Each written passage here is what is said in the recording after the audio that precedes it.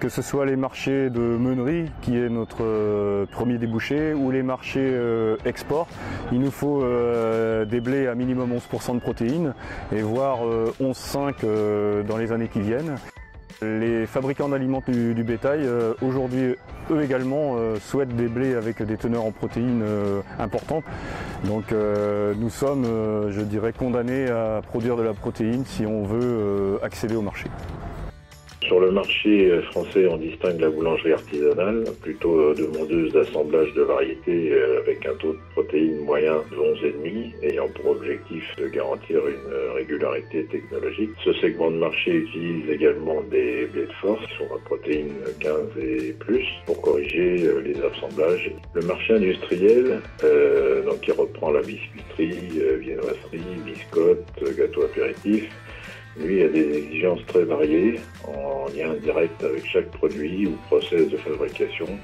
Et on est plus sur des protéines entre 10,5 allant jusqu'à 12,5.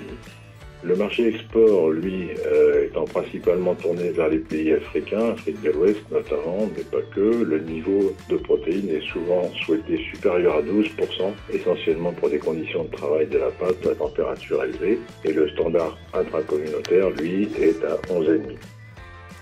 Enfin, le marché de la nutrition animale est toujours à la recherche de protéines dans ces matières premières non importées afin de limiter le recours systématique au soja.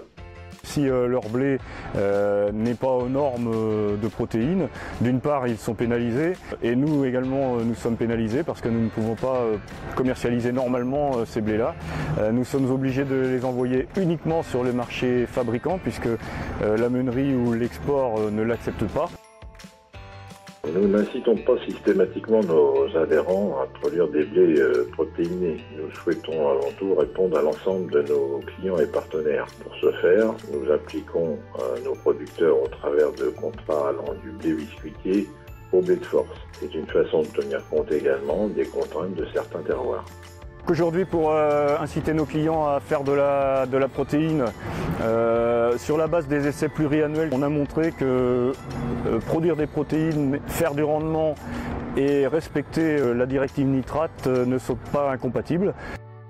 D'autre part, l'incitation à notre niveau, c'est une grille tarifaire favorable à la production de protéines, c'est-à-dire que si les blés ne sont pas à 11, il y a de la pénalité, mais également à contrario, si les blés font de la protéine au-dessus de 11, on paie la protéine sous forme de bonification de prix.